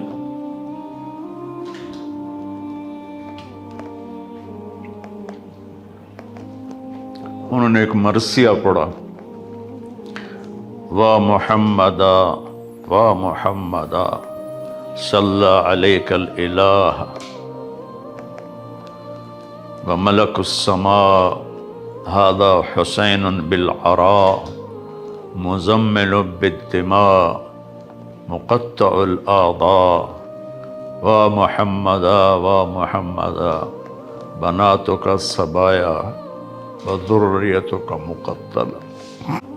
آپ حیران ہوں گے اس مرثیے کو سن کر، وہ کوفی لشکر بھی رونے لگا جس خبیثوں نے نسل ذبح کی تھی۔ پھر کوفے کے دربار میں ابن زیاد کے سامنے پیش کیے گئے سارے۔ حسین علیہ السلام کا سر سامنے رکھا تو اس نے ایسے چھڑی لے کر منہ پہ مارا، ایسے ہونٹوں پر۔ تو زید بن ارقم رضی اللہ تعالیٰ عنہ کھڑے ہو کر رونے لگا، بدبخت، ان ہونٹوں سے چھڑی کو ہٹا، میں نے اس پر اللہ کے نبی کے ہونٹوں کو لگتے ہوئے دیکھا ہے، ان ہونٹوں کو چوما ہے۔ کہنے لگا تو بوڑھا ہے ورنہ میں تیرا بھی سر اڑا دیتا۔ پھر زین العابدین بیمار تھے، زندہ تھے، اس نے کہا اس کا بھی سر اڑا دو۔ تو زینب ان سے لپٹ گئیں کہ ابھی تک تیرا غصہ ٹھنڈا نہیں ہوا، اتنے خون بہانے کے بعد بھی تیری پیاس نہیں بجھی، اس کے ساتھ مجھے بھی قتل کر دو۔ تو پھر کیا اس کے دل میں آیا، اس نے آپ کو چھوڑ دیا۔ اور پھر یہ سارا قافلہ یزید کے پاس بھیجا گیا، جو کہتے ہیں یزید کا اس میں کوئی قصور نہیں تھا، وہ کم بخت اس پہ اس نے کہا تو نہیں تھا پر راضی تو تھا۔ جب یہ قافلہ پیش آیا تو آپ نے تو وہ یزید نے امام زین العابدین علیہ السلام سے کہا دیکھا تیرے باپ نے میرے خلاف بغاوت کی تو اللہ نے اس کا کیا انجام کیا۔ تو انہوں نے فرمایا کہ کل لن یصیبنا الا ما کتب اللہ لنا، جو ہوتا ہے میرے اللہ کی طرف سے۔ تو یزید نے اپنے بیٹے سے کہا جواب دو، تو اس سے کوئی جواب نہیں بن پڑا، تو پھر یزید نے کہا ما اصابکم من مصیبت فبما کسبت ایدیکم، جو کچھ تمہارے ساتھ پیش آیا تمہارے گناہوں کی وجہ سے پیش آیا ہے، یہ مجرم نہیں ہے۔ اس کی صفائی پیش کرتے ہیں۔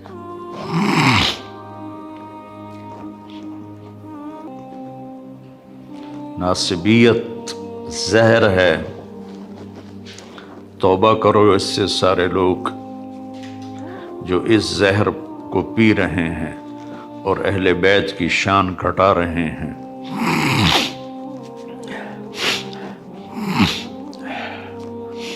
پھر اس نے مدینے روانہ کر دیا، حسین کا سر ساتھ گیا۔ زیادہ صحیح یہ ہے کہ حسین کا سر حضرت فاطمہ رضی اللہ عنہ کی قبر کے ساتھ دفن کیا گیا۔ اور جب پہنچی حضرت زینب اللہ کی نبی کی قبر کے ساتھ، سارا مدینہ اکٹھا تھا۔ پھر وہاں جو انہوں نے فریاد کی ہے، آسمان بھی رویا ہوگا اور زمین بھی اور فرشتے بھی۔ میں نے مختصر سا سنا دیا ہے آپ کو۔ پیغام حسین یہ ہے، اللہ سے وفا کرو، اللہ کے رسول سے وفا کرو۔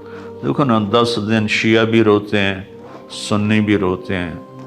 کوئی جھوٹ سے توبہ کرتا ہے، کوئی زنا سے توبہ کرتا ہے، کوئی شراب سے توبہ کرتا ہے، کوئی رشوت سے توبہ کرتا ہے، کوئی ملاوٹ سے توبہ کرتا ہے، کوئی دھوکہ دینے سے توبہ کرتا ہے، کوئی ظلم کرنے سے توبہ کرتا ہے۔ تو ان آنسوں کا کیا فائدہ جو ہماری زندگی بدل نہ سکیں، جو ہمیں حسینی طریقے پر نہ چلا سکیں۔ تو میرے بھائی بہنوں، اللہ سے دعا کریں کہ اللہ ہمیں ان کی جوتیوں میں جگہ دے دے جنہوں نے اللہ کے نام کو زندہ کیا، اپنی جانوں کی قربانی دے کر۔